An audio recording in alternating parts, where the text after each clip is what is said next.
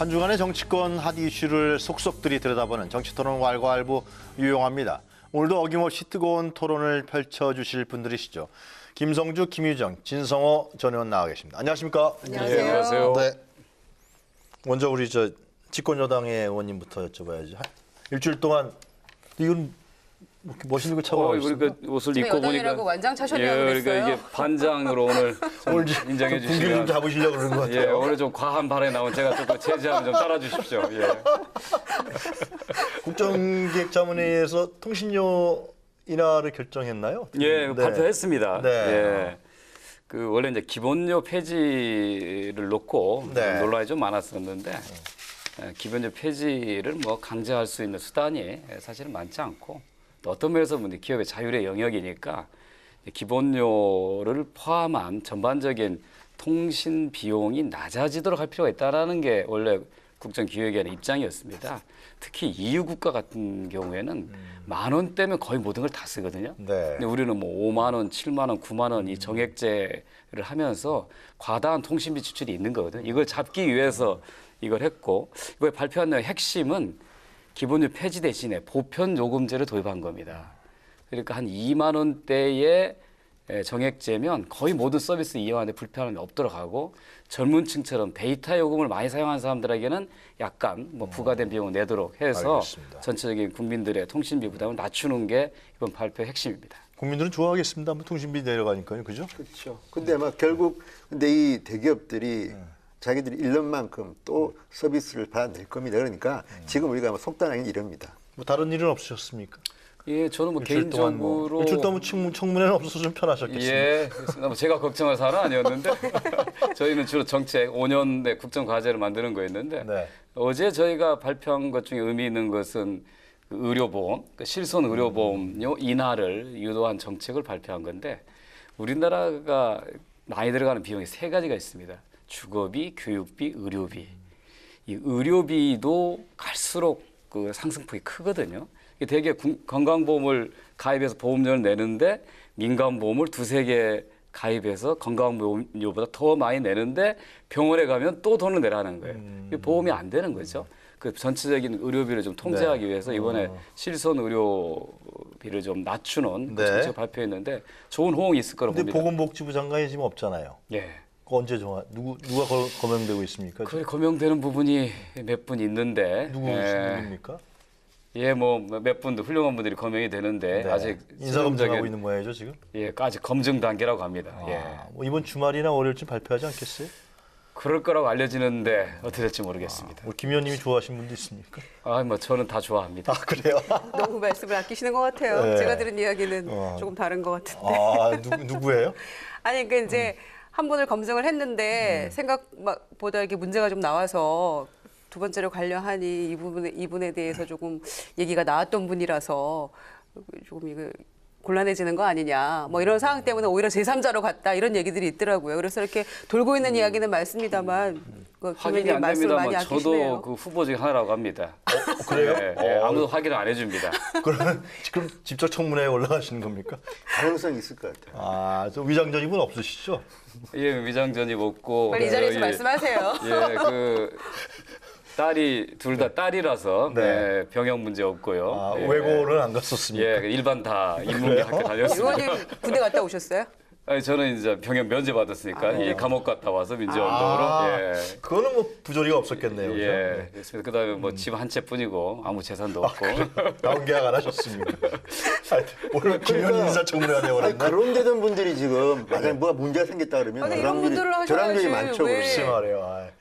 그렇게 문제 많은 인사들을 대신. 이렇게 그러니까 더 좋으신 분들이 많이 있으니까. 내시는지 모르겠어요. 아니 예. 근데 내놓은 분들이 다 국민들이 보기에 좀 황당한 분들이 많으시니까 그래서 걱정하는 거죠.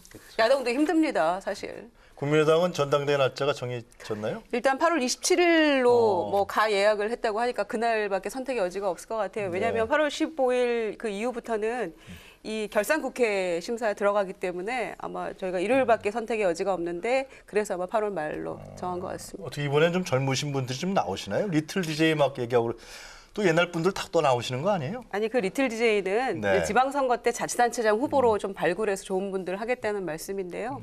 이 전당대회 나오시는 분들 뭐 거론되고 있는 분들은 계신데 뭐 젊은 분은 한두 분 정도 보입니다. 좀 새로운 인물이 좀 나와야 되는 거 아니에요? 글쎄요.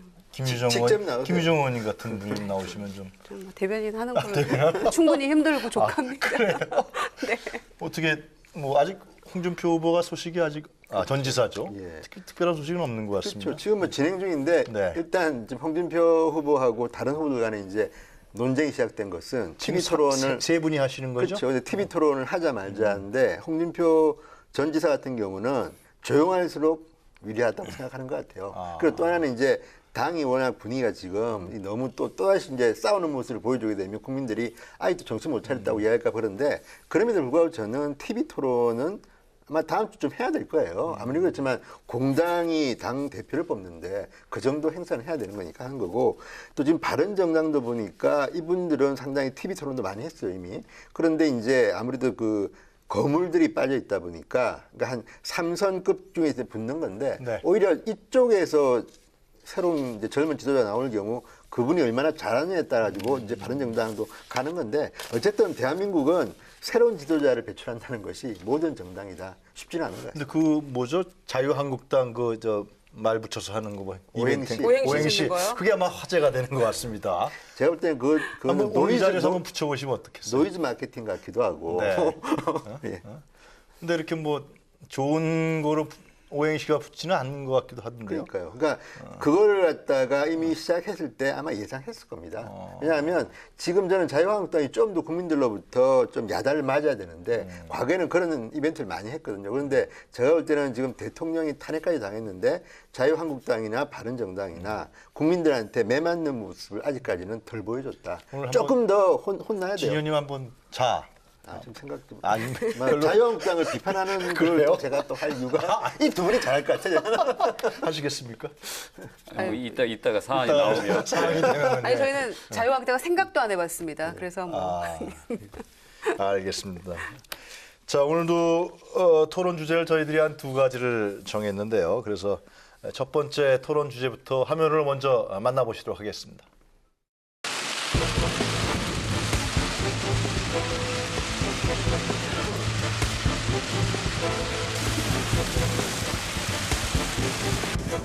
한 달 동안 참고 참으면서 그분들의 이야기를 들었습니다.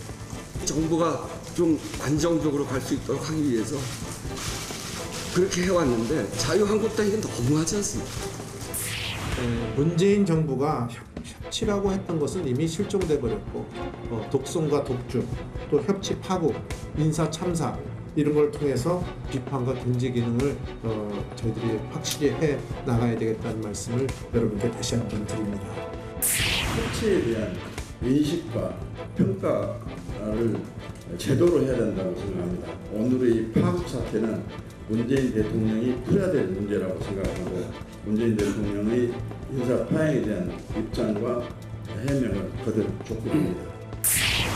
추경 문제에 관해서 자유한국당과 우리 바른정당, 그다음에 국민의당이 추경 요건이 안 된다고 확인을 하셨고 또 이 추경 11조를 집행하고 할 장관들이 지금 임명되지 않은 마당에 졸속으로 추경하는 것은 맞지 않다 그래서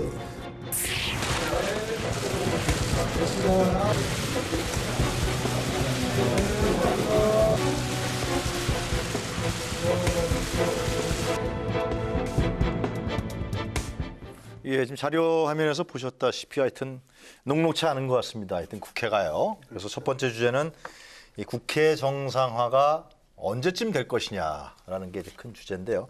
그 구체적으로 들어서는 우원식 원내대표의 눈물, 우원식의 눈물. 우원식 원내대표를 울리십니까 왜? 그러게 말이에요. 근데 제가 볼 때는 좀 이해할 만도 합니다. 왜냐하면 예. 일단 우원식 의원은 얼지로위원회 위원장으로 뜬 분 아닙니까? 네. 그러니까 을을 늘 생각했던 분이기 때문에 본인이 저렇게 이야기했습니다.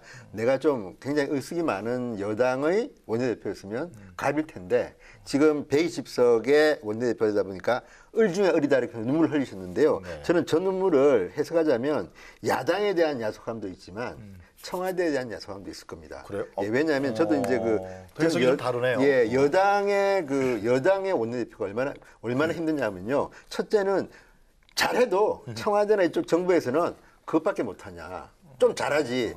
좀 해라. 법 좀 통과시키라고요. 반대로 야당이 볼 때는 아니 왜 여당의 원내대표는 청와대 하수인처럼 그러냐. 저는 대표적으로 본 게 유승민 의원입니다. 유승민 원내대표 시절에 예. 여당의 원내대표 과반 의석을 갖고 있습니다. 그럼에도 불구하고 야당 조금만 대화하고 소통하면 청와대에서 들어옵니다. 아니 그것밖에 못해? 결국 그래서 대통령한테 얼마나 강한 비판을 지적을 받았습니까? 그러니까 저는 지금 우원식 원내대표가 저번에 좀 점잖은 분이기 때문에 눈물을 흘리셨지만 속으로는 할 말이 참 많을 겁니다. 야당은 야당대로 당신들도 여당 해보지 않았냐, 내 입장 모르겠느냐, 반대로 청와대에 대해서는 아, 우리 120석이야, 120석. 왜 자꾸만 그래? 그러니까 저는 저 눈물이 어떤 의미에서는 좀 억울하기도 하고 또 하나는 열심히 하고 싶은데 잘 안 되니까 나온 눈물이다. 그리고 또 하나는 국민들 앞에 저렇게 눈물을 보임으로써 여론에 대해서 좀 동정심도 유발해서 정말 문재인 대통령의 개혁을 야당이 좀 도와주도록 국민 여러분들께서 조금 꾸려주십시오 하는 이런 메시지도 좀 담겨 있는 김성주 거고. 의원께서도 저 우원식의 눈물이 청와대를 향한 거라고 보세요? 뭐 정치인이 이 탤런트 배우는 아니지 않습니까? 어떤 얘기하다가 자기가 그 감정에 복박쳐서 눈물을 보일 수 있는 건데 그게 의도전 연출로는 보이지 않아요. 어떤 네. 때는 생각지는 그러니까 않습니다. 이제 예. 우원식 대표가 본인이 을지로 위원회라는 걸 만들어서 을의 눈물을 닦아주겠다. 이게 갑의 핍박을 받는 을의 눈물을 닦아주겠다고 했는데 본인이 여당 원내대표가 돼서 정말 이 정부를 성공시키려고 백방으로 뛰어다녔는데 자유한국당이 추경안 논의조차 안 한다고 하니까 너무 한다라고 하는 그 이야기 속에 감정이 복받쳐서 눈물을 글썽거린 거죠. 저는 그 진정한 모습을 있는 그대로 받아줬으면 좋겠고요. 정말 자유한국당, 제가 보기에도 좀 너무합니다. 저희도 야당을 며칠 전까지 했지만 정말 야당 노릇을 이렇게 하는 거라고 정말 보여주려고 작정하는 것 같아요. 그래서 여기 이제 국민의당 계시고 다른 야당도 있지만 그래도 다른 야당도 좀 고민이 있는 것 같아요. 이거 찬성할까 반대할까, 이거 협조할까 말 그런데 자유한국당은 처음부터 표현이 좀 과합니다만 깽판을 놓겠다라는 생각을 가지고 대선 불복이라는 얘기까지 나오는 것 모든 같아요. 사안에 대해서 반대해서 문재인 정부가 잘 되는 건 절대 못 보겠다. 이것이 망가지는 걸 작정하고 달려드는 것으로서 밖에 보이지 않습니다.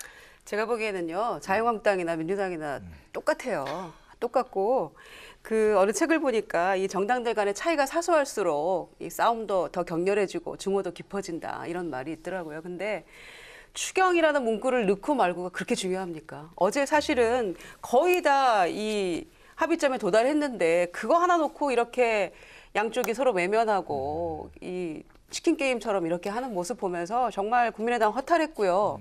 우원식 대표 굉장히 정의로운 분이고 굉장히 열정 가지고 일하시는 분이고 너무나 잘 알고 있죠. 그런데 자유한국당에 대해서 이 서운함 토로하고 비판하고 충분히 하실 수 있어요. 또 자유한국당은 나름대로 또 서로 할 말이 있겠죠. 그러나 왜 국민의당이 서운하다고 하는지 저는 이해를 못 하겠어요. 서운하다고 했나요? 그럼요. 도와주지 않아서 섭섭하다. 아니 집권 여당이 민주당입니까? 국민의당입니까? 저는 이해할 수 없고요. 그리고 필요할 때마다 정말로 대승적 차원에서 언제까지 대승적 차원에서 국민의당이 해야 될지는 모르겠습니다. 정말로. 그런데 총리 문제도 그렇고요. 또 김현미 국토장관 그 교통부 장관 후보자 청문보고서 채택도 저희가 정말 함께 했고요.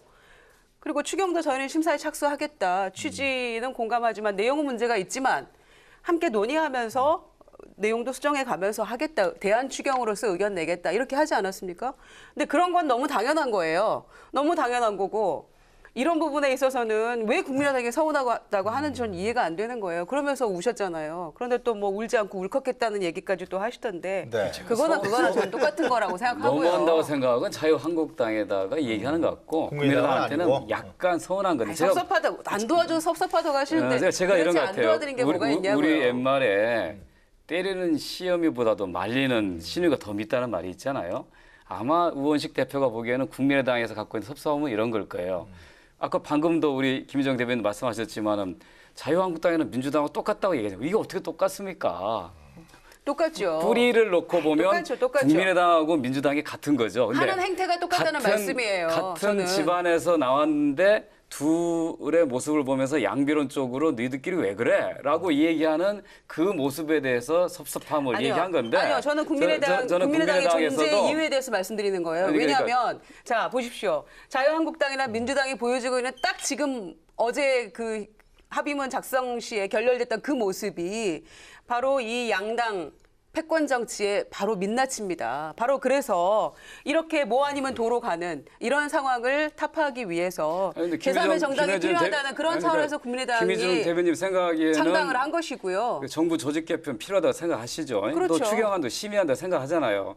그런데 한국당이 안 하겠다고 하면 국민의당이 일단 추경 논의는 합의 안에 넣자라고 하는 게 옳은 입장이지. 그 자리까지 그거 가지고서 둘이 모이기까지 이렇게 얼마나 서로 간에 국민의당이 다투고 노력했는지의 있나라고 모습은 안 얘기하는 보시고요. 거는 당연히 우원식 대표 입장 서운하다고 할 수밖에 저는 없죠. 개인적으로 자유한국당도 그 이 내면이 추경 모이기까지 과정을 생각하셔야죠. 아니 추경 논의 테이블에 앉는 거는 저도 뭐 공감을 합니다. 그런데 문제는 지금 저는 민주당이 자유한국당에 대해서 야당이 정부의 발목 잡도 비판하는 이 모습을 보고 좀 웃음이 좀 나오는 게 아마 저는 정우택 원내대표 같은 경우도 니들도 한번 당해봐라 이런 심리가 있을 겁니다. 왜냐하면 과거에 민주당이 야당 시절에는요. 사실 뭐 잘 아실 겁니다. 18대 때 80명 정도 되는 야당이었지만 뭐 하나 제대로 원구성부터 해가지고 하나도 안 들어줍니다. 이 정도 뭐 추경 하나 가지고 한 게 아니고요. 그때는 모든 걸 갖다 아예 테이블도 앉지 않습니다. 그냥 안 나타납니다. 그랬다가 뒤늦게 이제 하나씩 하는데 지금 자유한국당이 야당이 된 지 얼마 안 됐는데 누구한테 배웠겠습니까? 다 민주당한테 배운 이분들이 선생님입니다. 근데 제가 볼 때는 자유한국당이 아직까지는 파이팅이 좀 떨어져가지고 잘 못하는 거는 같은데 제가 볼 때는 이 정도 가지고 우원식 원내대표가 흥분하고 뭐 우리 발목 잡느냐 이건 아닌 게 시기적으로도요. 과거에는 몇 달씩 했습니다. 민주당은. 근데 지금 이 정도 가지고 뭐 과하다? 저는 물론 이거는 신뢰도의 문제라고 합니다. 왜냐하면 지금 추경 이야기하지만 지금 국민의당이나 바른정당이나 다 뭐라고 합니까? 야3당이 똑같이 추경 요건이 안 된다고 이야기하고 있습니다. 그리고 또 하나는 문제는 뭐냐면 지금 자유한국당이나 이쪽의 요구가 추경 때문에만 나온 게 아니라 강경화 후보자 임명 강행으로부터는 서로 간의 신뢰가 이미 깨졌기 때문에 지금 이런 일이 벌어지기 때문에 저는 제발 좀 여당도 잘못된 인사에 대해서는 청와대 좀 비판 좀 하십시오. 왜 안 하십니까? 과거는 안 그랬습니다. 여당도 MB정부 때 고생 인사할 때 얼마나 많은 분들이 흥분해가지고 비판하고 했는데요. 그런데 지금 저 이해가 안 되는 거는 왜 여당에는 누가 봐도 탁현민, 예컨대 안경환, 제발 송영무 후보자도 잘 때 좀 문제가 있는 것 같습니다. 왜 당당하게 자기 이름 밝히고 비판을 못합니까? 오히려 그렇게 해야 되는 이게 풀리는데 지금 여당과 야당의 이 갈등의 제일 중요한 거는 신뢰가 깨졌다는 거지. 뭐 이런 뭐 하나 가지고 이렇게 하는 인사청문을 겁니까? 통해서 검증하면 되는 거고 제가 이야기한 추경이잖아요. 그러니까 발목 이야기가 나오는 건 일자리 급하니 청년들 일자 창출해서 추경 빨리 하자고 하는데 그거를 합의문에조차도 넣지 못하도록 하는 제1야당 자유한국당에 대한 불만을 얘기한 거고요. 그러니까 추경 얘기 나오니까 말씀드리겠는데 네, 말씀하십시오. 박근혜 정권 때도 3번 추경했습니다. 저희 야당 민주당 한 번도 반대한 적 없습니다. 첫 번째 추경은 5일 만에 상정해서 19일 만에 통과시켰습니다. 정부 조직법도 출범 6일 만에 상정해서 토론해서 통과시켰습니다. 지금 문재인 정부가 추경을 내놓은 지가 17일 됐어요. 정부 조직법 내놓은 지는 15일 됐는데 한국당은 둘 다 안 된다는 거예요. 대신 인사청문회를 해서 후보 검증을 한 명목하에 전국을 계속 혼란 속으로 몰고 가겠다는 거예요. 예. 그게 정말 야당이 할 일입니까? 그 얘기 라고 들어보니까 듣는 좀 거예요. 심하신 것 같은데 아니요. 아니에요? 자, 지금 박근혜 정부 때 이야기했는데 박근혜 정부는요. 이명박 정부에서 같은 보수 정당이 이어받았기 때문에 좀 그게 덜합니다. 그럼에도 불구하고 그때 후보자 한 30명 날라갔습니다. 인사청문회를 통해서. 또 두 번째, 이명박 정부와 지금하고 좀 비슷합니다. 왜냐하면 10년 만에 진보 정권에서 보수 정권 넘어왔습니다. 그때는 처음에 이명박 대통령도 뭐 인기가 뭐 70% 이상 높았는데 근데 문제는 역시 인사였습니다. 장관 후보자들이 제가 봐도 감이 안 되는 분들이 들어오면서 그때 민주당 기억하십니까? 그때 정부조직법이나 뭐 이런 것들 할 때 협조 잘 하셨습니까? 저는 협조 잘했습니다. 예. 잘하셨다고 지금 저희는 기본적으로 잘하셨습니까? 그러니까 정부가 어떤 일을 하고자 할 때 그대로 허용해 주는 게 맞다. 동의해 주는 게. 다만 예. 잘못하면 그걸 비판하기 야당이죠. 하지 못하더라도 하면 그건 자기들이 여당 해야죠. 지금 자유한국당은 자신이 지금도 여당으로 착각하는 거예요. 그러니까 정부가 내놓는 조직법 안에서도 뚜렷한 반대가 없어요. 지금 하는 게 딱 하나예요. 중소벤처기업부 만들겠다는 거예요. 그것도 반대하는 거예요. 그럼 어떻게 하자는 거예요, 그러면? 반대는 할 수 있죠. 저도 아까 얘기했지만 저는 그럼에도 불구하고 자유한국당이 협상 테이블에 나와야 된다는 제 입장입니다. 그런데 문제는 그게 아니라 반대할 수 있는 거 제가 봐도 이 추경이 문제가 좀 많습니다. 그렇지만 저는 어떤 식으로든 이 추경을 바꿔서라도 저는 하는 게 맞다고 보는 사람이고 근데 다만 이제 그런데 기술적으로 제1야당이 반대하는 거는 아까도 말씀드렸지만 과거의 민주당한테 배운 수법이다. 자, 얘기 그리고 좀- 과거에는 잠깐만요. 그러니까 제 생각이 한마디만 더 알겠어요. 할게요. 예, 예. 그래서 거기서 원내대표가 눈물만 흘릴 게 아니라 과거를 좀 반성했으면 좀 좋겠습니다. 자, 그럼 얘기를 그 좀 과거 반성은 제대로 자유한국당이 먼저 해야죠. 김성주 의원님 잠깐만요. 바로 이 문제 때문에 그러니까- 국민의당이 얘기하는 겁니다. 타겟을 분명히 하시라고요. 그러니까 저희가 잠깐만요. 협조와 비판을 매우 합리적 선택으로 하고 있는데 국민의당에게 섭섭하시다고 하면 일관하시면 바로 그 말씀 듣고 김동철 원내대표가 이렇게 노력을 해왔는데도 우리에게 섭섭하다고 하면 정말 보여주겠다 이런 말까지 하지 않으셨습니까? 국민의당이 좀 더 노력을 해서 그런 말씀하지 이거를 마시고요. 풀어줄 역할을 했을 필요가 왜- 있죠. 아니, 무조건 편드는 게 야당 역할입니까? 그건 안 되는 우리들은 거고요. 옳은 사안에 대해서 옳은 옳지 않은 입장을 거지만 대승적으로 도와드리는 유지하라라고 거지. 얘기하는 거죠. 이 내용 자체가 옳다고 하는 건 아니지 않습니까? 추경이 내용이 엉망인데도 저희는 논의 테이블에 앉겠다 이렇게 얘기를 하는 그러니까 거죠. 그렇게 자유한국당 일단 설득해야지 지금 왜 그런 가지고 왜 논란을 국민의당이 거냐고 얘기하는 설득합니까? 거죠. 할 만큼 해서 테이블에 앉았는데 민주당이 정치력을 발휘해야죠. 우리가 여당입니까? 이렇게 쫓아다니면서 힘들게 했다고 하는데 콧방귀도 안 낀다고 하는데 그래서 눈물을 아니 흘렸다고 세상에 하는 거 아니에요? 국민의당이 네? 좀 더 좋아줘야 돼. 너네 때문에 안 됐다는 게 이게 말이 됩니까? 국민의당 자, 탓을 알겠어요. 하는 건 이 아니에요. 울고 싶은 건 국민의당이에요, 사실은. 알겠습니다. 자, 얘기를 좀 좁혀보죠. 자, 왜 협상 테이블에 한국당이 안 앉는 이유가 뭘까요? 한번 비난하시지 마시고 왜 그런 것 같으세요? 국회 정상화는 지금 국민들이 다 바라고 있거든요. 그리고 사당이 어차피 합의해야 되는 건데. 딱 의원식 때법 한마디 했더만요. 국회는 정권 교체가 이루어지지 않았다. 여당인 과거 얼마 전에 여당이었던 자유한국당이 야당을 할 준비가 안 돼 있는 거죠. 마음가짐이 안 되는 거예요. 그거는 지금 운영위원장을 내놓지 않는 거에서 그대로 드러나는 거죠. 아니, 그래서 협상 테이블에 안 나오는 거예요? 탄핵으로 박근혜 대통령이 물러났고 대선으로 새로운 대통령이 뽑혀서 정권이 바뀌었는데 지금도 야당으로서의 권력을 그대로 유지하려고 하는 거예요. 진짜 야당으로 돌아가서 풍찬노숙하면서 정부의 잘하고 잘못한 것을 비판하면서 국민들의 지지를 받아서 다시 선거에 이기는 게 정치의 의미가 있는 거지. 너가 된 걸 난 인정할 수 없어. 문재인 대통령 깡패놈이야. 이런 얘기하면서 모든 거에서 반대해버리면 그럼 정치가 존재할 이유가 없는 거죠. 국회를 왜 합니까?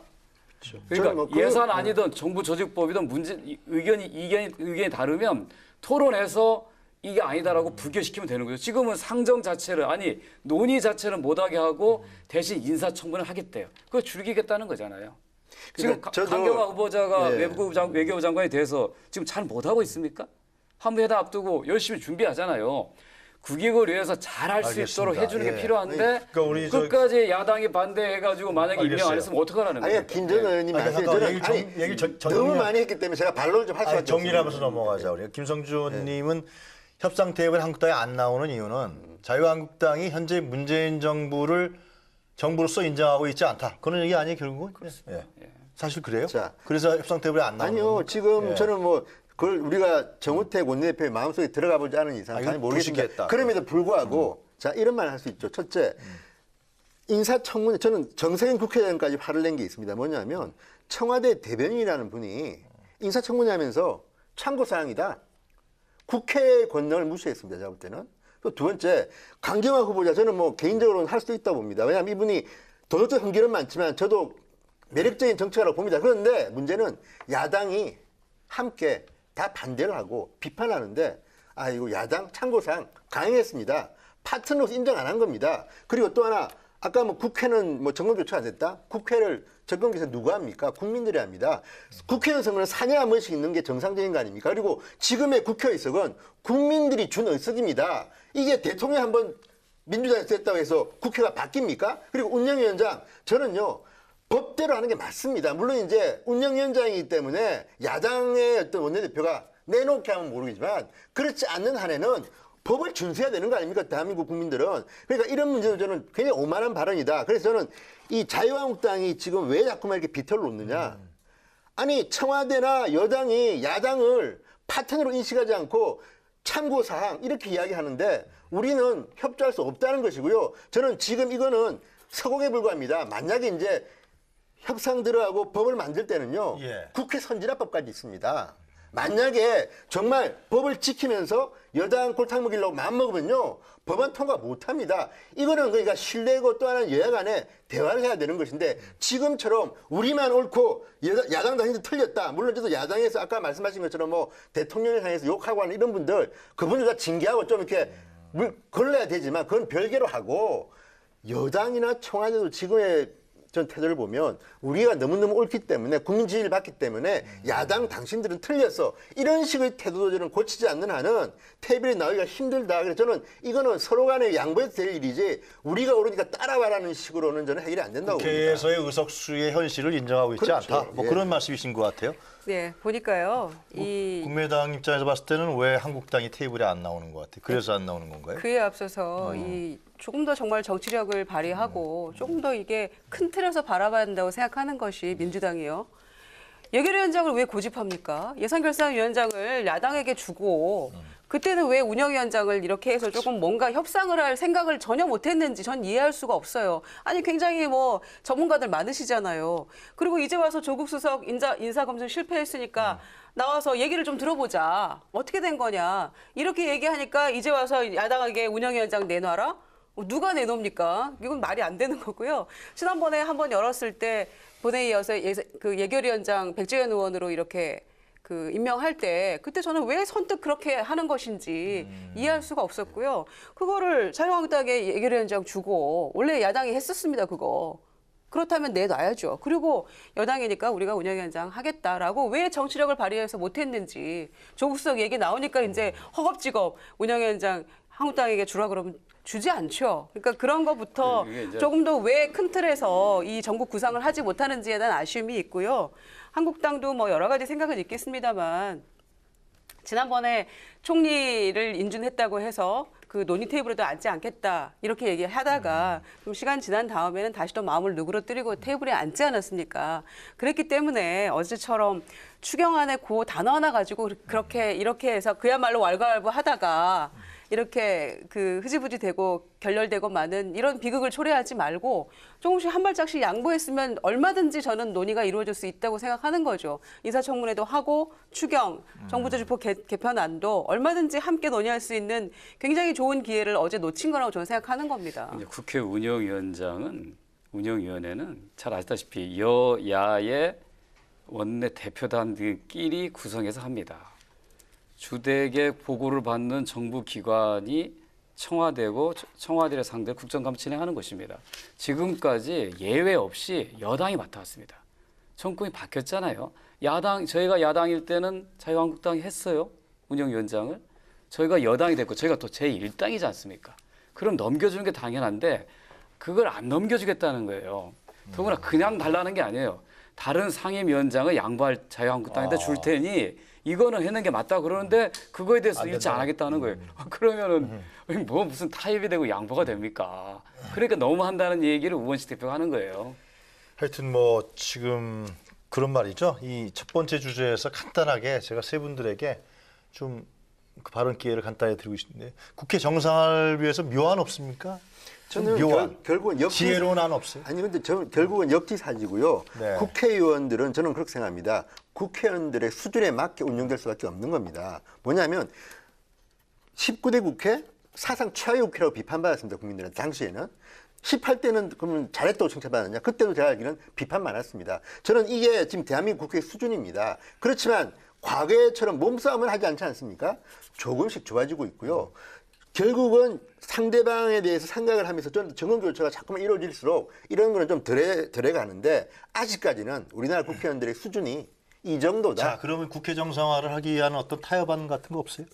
아니요, 저는 없습니다. 왜냐하면 국민 없어요? 아니 뭐 누구든지 간에 예. 서로 입장을 가지고 돌아서서 하고 과거에 대한 어떤 반성을 통해서 서로 이제 신뢰를 쌓아가는 게 필요한 거지. 지금 당장 신뢰가 없어서 곤란하다. 신뢰 쌓아가야죠. 추경은 7월로 넘어가게 생겼네요. 국민의당 쪽에서는 어떤 타협안 같은 거 없어요? 6월이 며칠 뭐 안 남긴 했습니다만 그래도 네. 아직 시간이 있다고 보여지는데요. 저는 이제 이렇게 서로 팽팽해서는 굉장히 이 기대 난망이다 이런 생각이 듭니다만 이럴 때는 누군가가 좀 이 중재자가 있어야 글쎄 말이에요. 되는데 제가 박주선 비대위원장께 여쭤봤어요. 문재인 대통령이 그렇게 소통을 강조하시고 얘기를 하시는데 혹시 뭐 전화든 연락은 좀 하시나요? 이렇게 여쭤봤더니 단 한 번도 없으셨다는 거죠. 그래요? 자, 일자리 추경이 그렇게 중요해서 헌정사상 최초로 추경 시정연설까지 하셨잖아요. 문재인 대통령이. 그러면 이 추경 때문에 지금 어그러진 상황이니까 대통령이 뭔가 좀 전화도 좀 하시고 오바마처럼 하신다면서요. 그러니까 이런 것들이 조금 필요한 상황이 아닐까. 이게 소통이 국민들에게 감동 주고 이벤트뿐만이 아니고 실질적으로 이 정책이나 법이나 제도에 반영될 수 있도록 그런 노력이 필요하지 않을까 싶어요. 그러니까 지금 자유한국당이나 민주당은 마주보고 달리는 기관차잖아요, 두 대에. 그런 상황이기 때문에 누군가는 조금 나서야 되는데 그럼 그게 누가 될 것인가? 국민의당이 나서면 되나요? 안 돼요, 그거. 그 대통령이 나서야 쉽게 안 된다는 그런 됩니다. 말씀하신 거고요? 그런 아니 그런 것도 하나의 보관이 될 수 아니, 있다는 거죠. 좋은 제안이라고 생각하는데요. 자, 문제는 국회는 여야 정당들끼리 그 안에서 싸우고 타협하고 합의하는 게 그 민주주의라고 봅니다. 네. 그거를 자꾸 사법부에다가 넘기고 대통령을 쳐다보는 것도 저는 좋은 정치가 아니라고 봐요. 국민이 국회의원을 뽑을 때는 우리 대표로 나가서 당신들끼리 잘해서 대한민국을 잘 이끌어주세요라고 하는 건데 나는 이런 생각인 거예요. 충분히 서로 대화하고 타협하고 양보할 수 있는 것을 왜 안 하는 건가?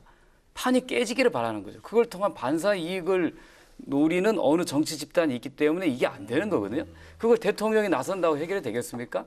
대통령이 나서서 해결된다고 하면 그거 어떻게 해결됩니까? 그거? 아니 그러니까 저희 여당 입장에서는 입장에서 그러니까 해결해야 여당 될 거 입장은 아니에요. 할 수 있는 뭐라도 해야 되는 거 답답하지만 아닌가요? 해결해야 될 거. 계속 뭐 야당을 상대로 끈질기게 대화하고 설득하고 또 국민들을 상대로 호소하면서 여론이 야 이제 그만 좀 다투고 법이라도 하나 제대로 좀 만들어보고 국민들을 위해서 예산안 제대로 해서 일자리만 해결할 수 있도록 했다라고 하는 여론이 많이 일어나는 것이 그것이 뭐 해결책이지 않을까 싶습니다. 아무튼 그것도 역시 결국에는 여론에 기대는 최대한 여당이 그런 노력을 하는 수밖에 없지 않겠냐 근데 저는 생각합니다. 대통령이 저는 문재인 대통령은 굉장히 강한 카드라고 봅니다. 그러니까 과거의 대통령에 비하면 이제 미국의 대통령처럼 야당 의원들한테 설득도 할 수 있는 능력과 어쨌든 간에 나름대로의 가능성이 있다고 보는 이유가 네. 자 우리가 역사를 보면요.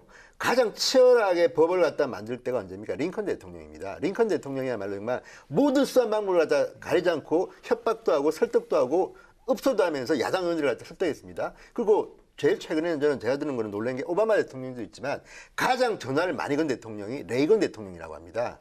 레이건 대통령 이미지는 공화당이 굉장히 강력한 리더십이 있는 것처럼 보이지만 네. 늘 전화를 들고 살았다는 겁니다. 그렇다면 저는 문재인 대통령 과거에는 솔직히 대통령의 리더십 스타일이 그렇지는 않았잖아요. 그러면 지금 문재인 대통령이 국민들한테 서민처럼 보이는 그런 어떤 이미지가 있습니다. 그러면 되든 안 되든 간에 저는 제가 문재인 대통령이라면 전화 걸어서 아니 조금 도와주시오. 그게 알려지면요 국민들도 박수 칠 한번 건데 얘기해 보시죠. 그거는 조금 저는 박주선 비대위원장한테 먼저 전화 한 통 저는 문재인 하시라고. 대통령 하겠습니다. 그럴 만한 예. 능력도 있는 분이라 보기 때문에 한번 저는 여당이 그렇게 좀 부탁할 필요도 있습니다. 정우택 원내대표한테 전화해도 상관없잖아요, 그죠? 그렇죠. 아무한테 초선도 하는 거죠. 뭐 그럼요. 김 의원 좀 도와줘 하는 거죠. 결국은 얼마나 여당이 좋습니까? 해결할 문제로 역지사지하자 이런 말씀하셨는데 예. 저는 할 수 있는 모든 건 다 해봐야 된다고 생각합니다. 네, 좋습니다. 이렇게 제안하겠습니다. 국민의당한테 서운하다고 하지 마시고요. 저희가 서운하니까요. 한국당도 좀 그쵸? 해야 되는 거 아니에요? 저는 공감이고 한국당도 반성할 부분이 많기 때문에 네, 근데 다만 이게 중간에. 아까도 말씀드렸지만 서로 간에 지금 저는 또 한마디 더 하면 지금 민주당 의원님들도 조금 아직까지는 어깨 힘이 들어가 있는 것 같습니다. 야당 때는 그게 좋습니다. 비판할 때는. 그런데 여당 의원이 되면 아 왜 이래 술 한잔 해. 그 스킨십이라는 게 얼마나 중요하냐면 우리가 막 싸우다가도 저녁 때 그 어떤 야당 의원의 이야기 듣고 그럼 이 좀 양보하게 되는데 그래요? 그런 노력이 좀 부족하다고 다들 합니다. 더 하세요. 한마디만 더 하면 예, 예. 우원식 대표의 하소연이 이런 거예요. 친하시죠? 두 분이서? 전화도 그럴 것 같아요. 전화도 많이 하고 문지방이 닳도록 찾아도 가고 저녁에 술도 마시면서 이렇게 했는데 아, 술도 많이 사주셨대요? 예 그래요? 그런데 너니까 너무 하는 거 아니냐. 어? 그러니까 할 노력을 이만큼 했는데 왜 노력 안 했냐 이 알겠습니다. 얘기하는 건 예. 좀 지나치다. 이런 알겠습니다. 얘기입니다. 그 우리 김성주 의원님께서 좀 싫어하시는 주제 간단하게 하고 가야 될 것 같아요. 지금 뭡니까? 저 김상건, 조대엽, 송영모 이분들 이거 어떻게 되는 겁니까? 다음 주부터 청문회가 시작되죠? 요걸 간단하게만 짚고 넘어갈게요. 저는 뭐 일주일 전부터 줄곧 네. 송영무 국방장관 후보자에 대해서 이야기 많이 했습니다. 왜냐하면 다른 분들도 뭐 다들 이야기 하시겠지만 이분은 국방 개혁하라고 문재인 대통령 임명하는 거 아닙니까? 그런데 이분의 전력이 사람들이 트윗이나 이런 데서 말합니다. 타임라인에서 적폐를 갖다가 청산하라고 했더니 본인이 적폐 아니냐는 의혹이 있다. 그러면 개혁이 되겠습니까? 저는요, 이분 같은 경우는 본인이 사퇴를 하시든지 아니면 이 정도 되면 문재인 대통령께서 처리하시는 것도 한 방법이다. 어떻게 보십니까? 저는 뭐 세 사람 후보자 김상곤, 조대엽 또 송영무 후보자 다 문제가 있다. 굉장히 여러 가지 의혹들이 뭐 날마다 새롭게 나오고 있으니까 야당도 감당하기 어려울 정도의 의혹들이 막 나옵니다. 그런 상황인데 이제 특히 오늘 이제 송영무 후보자의 여러 가지 의혹들이 막 불거졌는데 작년인가요? 민주당에서는 이 방산 비리와 관련된 거는 최고 사형까지도 하겠다. 뭐 이런 그 법제화하겠다 이런 얘기가 나왔었거든요. 이적행위? 그렇죠. 이적행위로 규정하고 최고 사형까지도 하겠다 이렇게 얘기했었는데 보니까 뭐 고액의 자문료 좀 심했고요. 본인은 몰랐다는 것도 말이 안 되고 뭐 계약서도 없이 이렇게 진행되는 게 대한민국에 어디 가면 이렇게 할 수 있는 건지 궁금해요, 저는. 그런 상황이기 때문에 다음 주부터는 청문회가 조금 이렇게 분산됩니다. 지난번 2주 전 뭐 이렇게 강경화 후보자나 김상호 후보자 한꺼번에 몰리는 바람에 사실은 조금 더 이렇게 야당이 소리를 봤는데. 그렇죠. 그래서 이번에는 보니까 이제 뭐 하나, 둘 뭐 이런 식으로 분산이 돼서 아마 조금 더 국민들이 보시기에도 좀 철저하게 조금 집중하셔서 보실 수 있을 것 같고요. 야당 의원들도 지금 철저히 준비하는 그래도 하여튼 중인데 인사청문회까지 문제는 심각합니다. 해봐야 되는 거 아니에요? 지금 그렇습니다. 언론에서 예. 의혹 제기한 거니까. 그러니까 네. 최근에 인사청문회에서 이제 강경화 후보는 야당이 보고서 채택을 거부했지만 대통령이 임명을 했고요. 예. 그다음에 김상조 공정거래위원장. 김성조 고려위원장은 공정거래위원장은 뭐 어떤 야당의 좀 반대가 일부 있었습니다. 해서 지금 현재 잘하고 그렇죠. 있고요. 예. 그다음에 이제 안 장관 후보자는 본인 스스로 뭐 사퇴했고. 네. 그래서 그 과정을 결국은 청문 절차라는 과정이 있으니까 본인들이 그 과정에서 충분히 해명한 것을 국회와 국민들이 받아들일 수 있는 정도가 된다고 하면 그러면 알겠습니다. 가는 거고 그게 도저히 어렵다고 하면 다른 판단하겠죠. 그러니까 너무 이렇게 막 장애에서 이 문제 가지고 논란하면서 중요한 현안들을 놓치지 말고 그거는 청문회라는 절차가 있으니까 거기다 맡기고 판단하자는 게 제 입장입니다. 그럼 민주당에서는 마음 편하게 그냥 하여튼 일단 뭐 엎질러진 물이니까 어떻게 가봐야 아는 거죠. 청문회 때 이분들이 소명을 잘 하면 고민이 많죠. 고민은 많습니까? 고민이 근데 여러 뭐 가지 할 수가 많죠. 없잖아요 지금, 그죠? 근데 이제 안대희, 문창극 이런 알겠습니다. 후보자들도 청문회까지 안 가고 중간에 탈락한 분들이 많습니다. 근데 제가 말씀드리는 건 물론 이것도 이제 본인이 억울할 수가 있습니다. 송영무 후보자도. 그렇지만 이게 만약에 본인이 소명이 안 되면 저는 문재인 대통령이 부담을 줄이는 길은 알겠습니다. 본인이 알아서 사퇴하는 것이 저는 더 낫다. 자, 하여튼 국회 정상화 얘기는 오늘 여기까지만 하고 두 번째 주제로 저희들이 자료 화면을 보고서 두 번째 주제로 넘어가도록 하겠습니다. 예.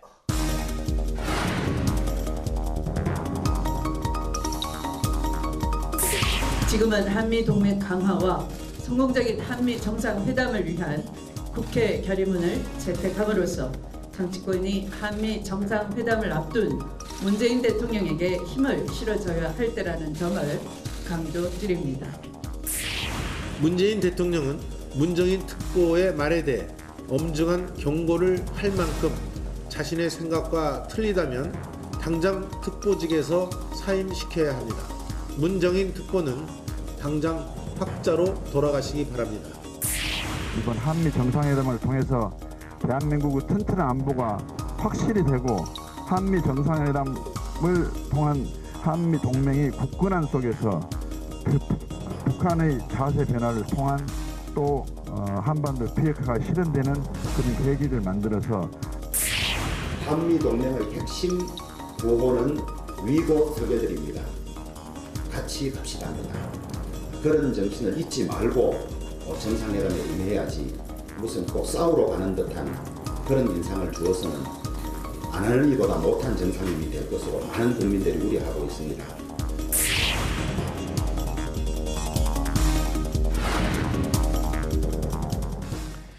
네, 두 번째 주제는 좀 우리 국가적인 과제입니다. 한미 정상회담이 이제 얼마 안 남았어요. 다음 주죠? 예. 그러니까 이 문제 관련해서 우리가 어떻게 이 문제를 풀어나갈 것이냐라는 겁니다. 먼저 지금 하여튼 뭐 의제라든가 여러 가지 좀 정상회담 하기 전에 논란은 많았는데요. 그래서 좀 가닥이 좀 잡혀가는 것 같기도 한데 어떻게 보십니까? 한미 정상회담에서 그 우리 문재인 대통령이 트럼프 대통령하고 소기의 성과를 거둬낼 수 있을 거라고 보세요? 어떻게 보십니까? 일단은 네. 둘 다 새로 임기를 막 시작한 대통령들이잖아요. 네. 서로 새로운 정책들을 만들어가는 시점에서 네.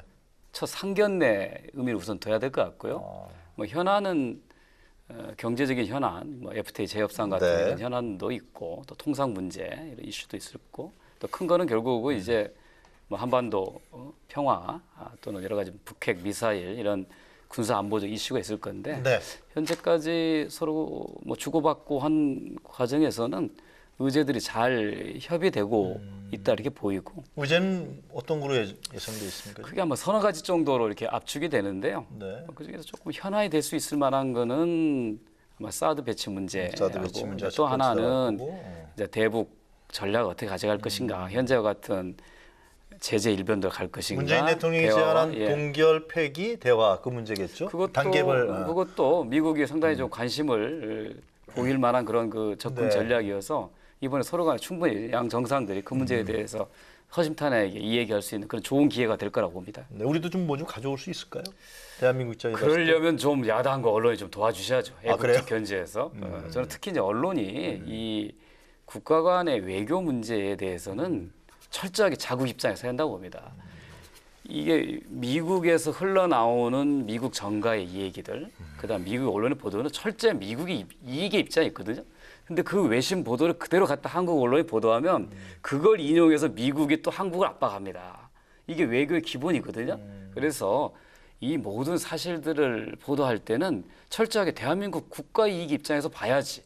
그거를 미국의 입장에서 보고 기사를 내보내다 보면 이용당할 네. 수 있다. 이걸 꼭 좀 전 명심했으면 좋겠습니다. 근데 호락호락 하진 않죠. 왜냐하면 이제 문재인 대통령이 강경화 이제 장관 임명을 하고 난 뒤 이런 말씀을 하셨습니다. 내가 노무현 전 대통령 시절에 다른 거는 내가 다 옆에서 다 봤다. 정책이라는 거는. 근데 노무현 전 대통령이 해외 순방할 때 따라본 적이 한 번도 없다. 외교는 내가 잘 모른다. 그런 그러니까 얘기 많이 도와달라는 이야기했습니다. 도와달라? 저도 이해를 하는 게 지금 문재인 대통령은 쉽게 하면 한미 정상회담이 첫 외교 무대에 데뷔하는 겁니다. 우리가 너무 많은 걸 갖다가 기대해서는 안 됩니다. 오히려 반대로 문재인 대통령이 가기 전에 일어났던 일들을 보면 악재가 지금 너무 많습니다. 사드 문제를 가지고 어쨌든 트럼프 대통령이 막 욕설이 섞인 화를 냈다는 보도가 나왔고요. 6월 초에 원비어 사망 사건이 터진 거 아닙니까? 네. 뭐 게다가 북한은 지금 계속 미사일 쏩니다. 이런 상황에서 우리 대통령이 워싱턴에서 트럼프 대통령은 또 우리가 예측하기 힘든 분입니다. 만나기 때문에 저는 너무 많은 기대하지 말고 가장 중요한 거는 문재인과 트럼프 간의 신뢰 회복입니다. 왜냐하면 지금 미국에서는 문재인 대통령에 대한 편견도 많을 거로 봅니다. 그동안에 이 보도되는 걸 보면 김정은과 문재인 대통령에 대해서는 어쨌든 간에 지금 조금 의심을 하는 듯한 그런 게 있습니다. 미국 보도는 그렇지 않습니까? 그렇다면 이 걱정을 씻어야 됩니다. 문재인 대통령이 그냥 힘든 것이고요. 또 하나는 문재인 대통령의 외교 안보 라인이 어쨌든 간에 전문가보다는 강경화 이제 장관 같은 경우도 유엔에서 근무했지 4강 외교한 경험이 없지 않습니까? 그리고 지금 그 청와대에 있는 분들도 뭐 차장이 빠지고 하면서 상당히 어슬합니다. 누가 그러면 이걸 제대로 보좌할지 좀 걱정되고요. 차라리 저는 홍석현 전 회장 같은 분이 특사를 갔다 오시고 난 뒤에 특보 그만두신다고 하는데 네. 이런 분들이야말로 워싱턴에 라인도 있고 네트워크도 있는 분들이 도와줬으면 좋겠다는 생각이 들고요. 저는 어쨌든 우리의 대통령이 미국에 가서 하는 이 첫 회담이 제발 좀 신뢰를 다시 쌓는 기회가 됐기를 바라고요. 옆에서 좀 제발 문정인 특보 같은 분들이 좀 흔들지 말았으면 좋겠습니다. 아까 뭐 야당이 좀 많이 도와달라 이런 말씀하셨는데요. 야당이 도와드리고자 해도 보니까 이 외교안보 문제가 가장 큰 이슈인데 스스로 조금 앞뒤가 안 맞는 그런 얘기들을 하고 계신다는 생각이 들어요. 그러니까 사드 보고 그 배치 문제 관련해 가지고 뭐 사기가 누락됐다 이런 얘기했을 때 경로하고 충격이고 진상조사 이런 거 해가지고 한동안 떠들썩하지 않았으면 결국에는 용두사미로 끝나고 말았죠. 그런 상황이고요. 그런데 또 이 로이터하고 인터뷰 로이터 통신하고 인터뷰할 때는 어제 한 거 말씀하시는데. 뭐 이 어떤 이유에서는 사드 배치 일정이 앞당겨졌다. 올해는 한 기만 배치하고 나머지는 뭐 다 내년 이후에 하기로 했는데 이런 얘기 하셔가지고 사실 한미 간의 사드 배치 문제와 관련해서 처음으로 어떤 구체적인 내용들을 드러내신 게 로이터 통신과의 인터뷰란 말씀이죠. 사드 보고 누락은 국내도 쪽지라 그러고 외국의 파장을 염려했고 문제가 되니까 로이터 통신에 처음으로 이 사드 배치와 관련된 이 양국 간의 어떤 합의 내용이나 이런 부분에 대해서 이유를 알 수 없다라고 대통령이 얘기를 하시면 도대체 이유를 모르면 그 이유를 알기 위한 진상조사부터가 먼저 돼야 되고 그 이후에 뭔가를 얘기하시는 게 맞다. 그럼 덜컥 그러면 미국에서 받아들일 때는 미국은 뭐라고 얘기합니까? 합의된 대로 정상적으로 진행이 되고 있다 이렇게 얘기하기 때문에 벌써 그 문제만 하더라도 미국과 한국의 입장이 다르다는 그런 어떤 그 괴리감을 보여주는 거 아닙니까? 그렇기 때문에 저는 그 진성 의원님 말씀하신 대로 우리가 너무 많은 것을 기대도 안 하지만 또 이 문재인 정부 자체도 너무 많은 것을 한꺼번에 얻으려는 욕심 때문에 이런 엇박자가 나는 거랄지 문정인 특보의 어떤 그 발언에 대해서도 미국 발언에 대해서도 민주당은 옹호하고 청와대는 아니라고 부인하는 이런 모습을 스스로 자초하고 있으면서 국민들은 혼란스러운데 야당이 도와주세요 하면 뭘 어떻게 도와드릴까요 싶은 거죠. 그런 의미에서 우리는 제가 야당은 야당이 동행도 안 하는 도와달라는 겁니다. 얘기는 역할도 주지 않으면서 들러리 세우는 그러니까 거죠. 정부는 또 대통령은 한 나라를 대표해서 회담할 때 네. 얘기할 수 있는 폭이 대단히 제한되어 있습니다. 미국에 가서 해야 될 얘기가 있고 또 거꾸로 중국에 가서 해야 될 얘기가 있거든요. 그러나 야당은 비교적 자유스럽지 않습니까? 국익의 입장에서 대통령이 할 수 없는 얘기를 야당이 해주는 거거든요. 언론이 마찬가지 국익 입장에서 미국 언론이 미국의 국익을 대변해서 기사를 쏟아낸다면 한국 언론은 한국의 이익에 맞는 기사를 쏟아내는 게 도와준다는 거예요. 그런 의미에서의 야당 역할론을 제가 말씀드리는 거고 외교는 경우에 따라서 약간 모함이 있을 수 있습니다. 우리가 외교적인 언사, 외교적 수사라 얘기하는 건 정확하게 찬성이냐 반대냐는 얘기하지 못하는 특성이 있습니다. 우리가 분명하게 우리는 당신들과 달라 이렇게 얘기하면 그럼 우리가 싸우자는 거냐? 이럴 수 있는 거잖아요. 그 약간의 애매모함들이 있을 수 있다고 하는 거고 그거를 문정인 특보 같은 사람이 문재인 대통령의 교섭력을 넓혀주기 위해서 미국에 먼저 가서 북한이 만약에 핵 실험과 미사일 발사를 중단한다면 그럼 우리도 군사 훈련을 줄일 수도 있다. 그 얘기할 수 있는 거죠. 그럼 미국한테 한번 던져보는 거죠. 미국이 그래 당장 핵 동결 그러니까 핵을 완전히 폐기하는 게 현실적으로 맞지 않는다고 하면 동결 프로그램도 한번 외교적 수단을 써보자. 이렇게 할 수 있는 거 아닙니까? 그러면 문재인 대통령이 가서 트럼프 대통령과 회담할 때 선택의 폭이 넓어지는 거예요. 이게 바로 저는 외교라고 생각하는 겁니다. 근데 이제 저는 이런 생각이 듭니다. 저는 문재인 대통령이 처한 어려움도 알겠고 그럼에도 불구하고 이제 이 한미 정상회담 같은 경우는요. 사실 야당이나 언론에 뭔가를 요구하면 안 됩니다. 아주 외로운 싸움입니다. 그리고 또 하나 언론은 저는 문재인 대통령도 그렇고 홍준표 전 지사도 그렇고 언론 탓을 그만했으면 좋겠습니다. 왜냐하면 언론은 아시다시피 나름대로 이제 그동안에 성숙된 수준이 있습니다. 이걸 갖다 자꾸만 우리 쪽을 도와달라고 하기 시작하면 안 되고요. 또 하나는 미국 언론은 더더욱 그렇습니다. 그리고 저는 좀 걱정하는 게 뭐냐면 문재인 대통령의 참모들이 저는 경제 문제를 조금 더 준비를 많이 하고 하시라. 네. 왜냐하면요. 사드나 이런 것들은 아까도 말씀드렸지만 문재인 대통령이 뭔가를 얻어내기는 힘든 겁니다. 네. 사실은 신뢰를 쌓고 선방만 해도 우리는 잘했다고 해야 됩니다. 그런데 이제 경제 문제는 뭐냐면 트럼프라는 정치인은 타고난 협상 전문가입니다. 미국에서도 최고의 협상 전문가고 책도 뭐 베스트셀러 쓰지 않았습니까? 그렇다면 이 사람이 지금 뭐 사드나 이런 한미 관계의 뭐 문제를 이야기하면서 의외로 경제 문제를 치고 들어올 겁니다. 국방비 분담 좀 더 해라 당신들이. 그다음에 한미 FTA 이거 좀 바꾸자. 왜냐하면 이미 암참에서 얼마 전에 뭐 11조 원 정도로 한국이 조금 더 우리한테 돈 써라. 셰일가스 좀 사가라. 뭐 이런 이야기를 지금 이미 하고 있습니다. 그리고 저는 트럼프가 반드시 한미 관계에서 지금 우리가 조금 이제 몰려 있는 걸 갖다 공격하면서 경제 문제를 슬그머니 던질지도 모릅니다. 그래서 저는 그래요? 오히려 지금 경제 전문가들은 많지 않습니까? 문재인 정부에. 그럼 이분들이 외교 전문가들 손을 잡고 외교는 뭐냐면 명분도 중요하지만 실리가 중요합니다. 그러니까 조금 더 준비를 탄탄히 해서 국민들이 볼 때 저 정도면 정말 문재인 대통령이 트럼프 만나서 선방했다. 이 정도 될 수 있도록 노력을 많이 해야 되는 거 아닌가. 저는 이 문제는 뭐 여야 뭐 진보 보수 문제는 아닙니다. 우리는 바로 이런 문재인 태도가 대통령의 필요한 겁니다. 잘하기를 원하는 사람들입니다. 그렇습니다. 예. 그 전 문제는 어떨 것 같아요? 그 문 대통령이 제안한 그 동결 폐기 2단계론 이런 부분들은 미국 측에서 이 문제를 북핵 해법을 푸는 수순으로 받아들일까요? 아니면 뭐 다른 걸 제시할까요? 어떻게 보세요?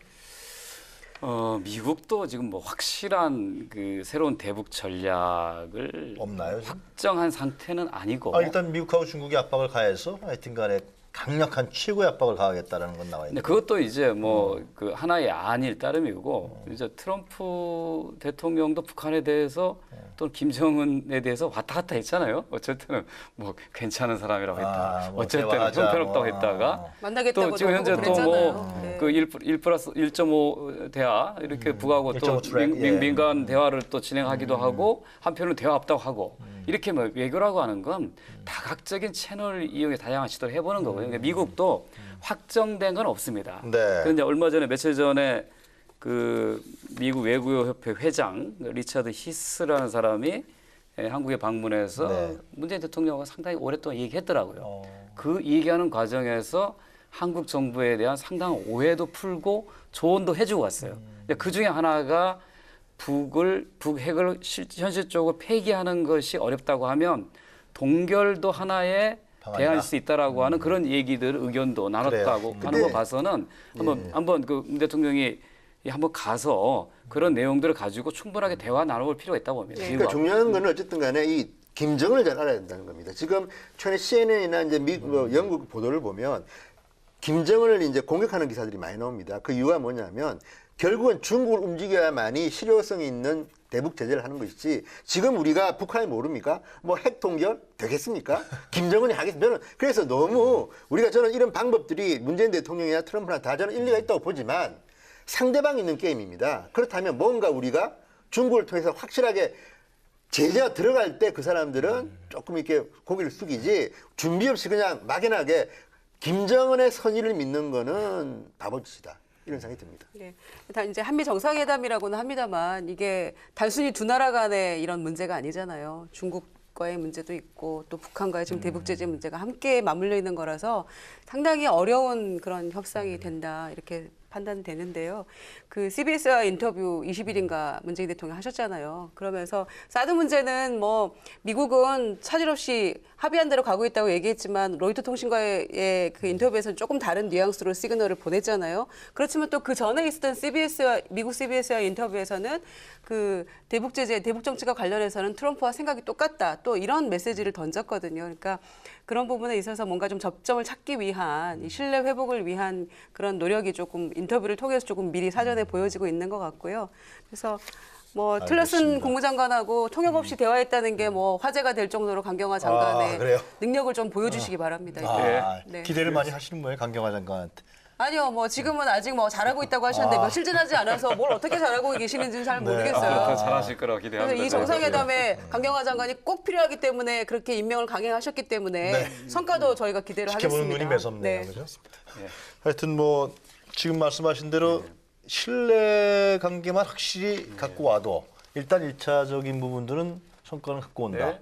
그러면 사실상 한미 관계 양 정상이 신뢰를 하니까. 저는 홍보 전문가가 누가 갈지 모르겠지만 저는 뭐 감히 이런 이야기 들은 게 결국은 미국의 주요 매체 CNN이든 뉴욕타임스든 주요 매체를 갖다가 얼마나 잘 장악해서 우리나라 정부가 홍보하는지가 참 중요합니다. 자, 알겠습니다. 윤창중 씨가 그걸 못해가지고 이렇게 된 거 아닙니까? 그 얘기는 하지 마시고.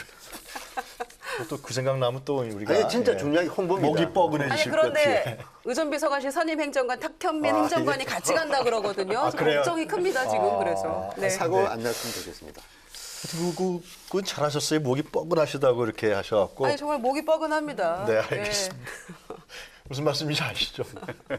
자, 오늘 저 토크 마무리하기 전에요. 또 세 분 패널께서 이번 한 주간을 보시면서 잡으신 선택하신 한 컷 한 컷 보도록 하겠습니다. 먼저 김성주 의원께서 선택한 컷. 지금. 예. 그 네. 우원식 원내대표 네. 현장 정치인이고 정말 을의 눈물을 닦아주는 정치인인데 본인이 을이 흘려야 될 눈물이 뭔지를 아마 직접 보여준 것 같습니다. 네. 그래서 해도 너무한 야당, 자유한국당 이런 제목을 한번 뽑아봤습니다. 해도 너무한 자유한국당. 자유한국당. 자유한국당 오행시는 안 지시겠습니까? 아까 뭐 하신다. 뭐 저는 뭐 그렇게까지는 희화하지 않겠습니다. 아 그래요? 쉽지 않습니다. 오행시는 삼행시는 쉬운데 오행시는 그래요? 머리가 많이 필요합니다. 다음 주 시간에 그럼 지어서 나오시는 걸로 연구할 저희가. 필요가 있겠는데요. 자 그럼 두 번째 그 한 컷 주시 우리 김지정 의원께서 소개하셨죠? 예. 제가 선정한 건데요. 네. 바로 22일 날 목요일 날 어제 있었던 일이죠. 그 사당에 결국 합의문 작성하지 못하고 결렬된 모습인데요. 언제 협치는 할 것인지, 그리고 저 모습이 바로 1당과 2당이 서로 고개 돌리고 있는 저 모습, 그리고 국민의당과 바른정당이 뒤에서 어떻게 해야 될지 당황스러운 이 상황이 국회의 현주소가 아닌가 생각하고요. 네. 빠른 시일 내에 조금 뭔가 원상복귀돼서 국민이 원하는 조금 시급한 문제들을 해결하는 그런 모습으로 좀 갔으면 좋겠습니다. 아니, 네. 국민의당이 좀 아까 안 된다 그러셨는데 국민의당이 안을 좀 내놓을 수는 없나요? 할 수 있는 만큼 다 하고 있는데도 섭섭하다고 하니 그래요? 저희가 이 제가 또 섭섭함을 잘못 얘기- 누구에게 토로해야 될지 모르겠는데. 국민에게 돌아가시. 자 우리 저 진성호 의원께서 준비하신 사진 한 컷 보도록 하겠습니다. 저게 이제 상복을 입고 자유령 살 입고 학부모들이 이제 기자회견을 하는 건데요. 예민한 문제죠. 예, 그러니까 이제 우리의 그 자식들이 무슨 실험용 생기냐 이런 이야기를 하시면서 또 그런 말씀도 하십니다. 자, 조희련 교육감이나 김진표 전 부총리나 조국 민정수석이나 자 본인들은 자신의 자녀들을 뭐 특목고나 이런 데 보내고 자 이제 졸업하고 나니까 이거 없애려고 하느냐. 그리고 교육이라는 게 미래를 알아야지 중학생이나 다 준비를 하는데 저렇게 바로 없애버린다고 하니까 자사고 학부모들만 그런 게 아니고요. 네. 지금 이제 특목고의 학생들까지도 지금 저렇게 이제 뭐 시위도 하겠다는데 저는 정말 뭐가 더 좋다는 말을 여기서 우리가 하려면 뭐 그건 별다른 논의지만 네. 너무 적극적으로 하는 이런 정책들이 많은 학부모들과 많은 학생들이 가슴을 울리고 있다. 그리고 또 하나는 정치하는 분들은 제발 자기의 자녀를 키우는 생각으로 대한민국 국민들에 대해 대해야 됩니다. 나는 내 할 거는 내 실속은 다 차리고 결국 다른 분에 대해서는 안 한다. 저는 이런 거에 대해서도 좀 공직자들은 좀 엄격하게 반성을 하시든지 그런 태도가 필요하다고 봅니다. 정기위원회에서 이 문제는 논의 안 됐습니까? 논의했습니다. 네. 저희는 기본적으로 고등학교가 대학을 진학하기 위한 징검다리 정도 역할이 돼서는 안 되고 진지하게 청년들의 미래를 결정할 수 있는 선택의 장이 돼야 된다라고 네. 생각하고요. 지금 특목고나 자사고가 그런 자유로운 청소년들의 자기 미래 선택을 저해한다고 생각합니다. 그래서 저희는 특목고, 외고, 자사고는 폐지되는 게 맞다 생각합니다. 그 국민의당에서는 이 문제는 어떻게? 이 문제도 또 상당히 또 이제 복잡- 교육부 장관이 누가 되면요. 아직 김상곤 후보자죠. 대상이 되면은 이제 이 문제도 여러 논란은 있겠습니다만 네. 적어도 그 아이들이 너무나 혼란스러워하고요. 근시안적인 처방 때문에 매번 이렇게 바뀌는 것 그것만은 지양해야 될 것 같아요.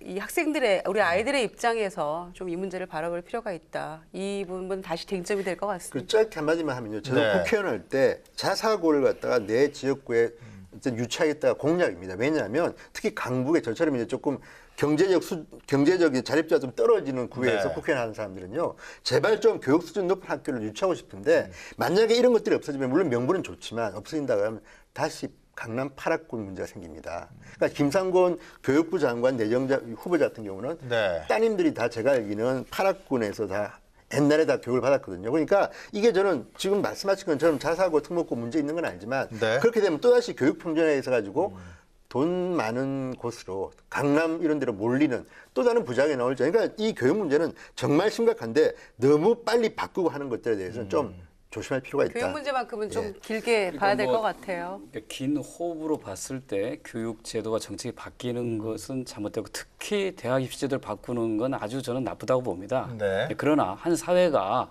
어느 방향으로 가는 게 옳으냐 측면에서 보면 사실은 자사고, 특목고, 도입고 확대는 원천적으로 잘못된 것이다. 그 잘못된 것을 빨리 시장하는 게 장기적으로 아이들을 위한 거고 미래를 위한 거라고 저는 확신합니다.